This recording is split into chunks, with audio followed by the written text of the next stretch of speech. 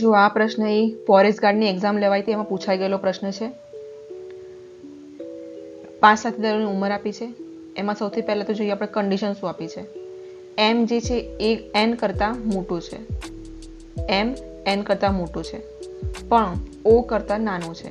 એટલે કે ઓ જે છે એ એમ કરતાં મોટું થયું. હવે આ બે પરથી કેવી રીતે આપણે ઇક્વેશન ગોઠવી શકીએ છીએ? તો ઓ મોટો છે, પછી એમ મોટો છે અને પછી એન છે. પછી કીધું છે કે પી માત્ર ક્યુ કરતાં નાનું છે. પી માત્ર ને માત્ર ક્યુ કરતાં નાનું છે, એટલે કે બાકી બધા કરતાં એ મોટો છે. એટલે કે ક્યુ જે છે એ મોટો થયો પી કરતાં, બરાબર.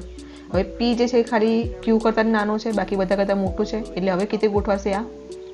ક્યુ ગ્રેટર દેન પી, ગ્રેટર દેન ઓ, ગ્રેટર દેન એમ અને પછી એન. હવે આપણે પૂછીશું શું? સૌથી નાનો કોણ છે? તો સૌથી નાનો કોણ દેખાય છે અહીંયા? છેલ્લે કોણ આવ્યું? એન.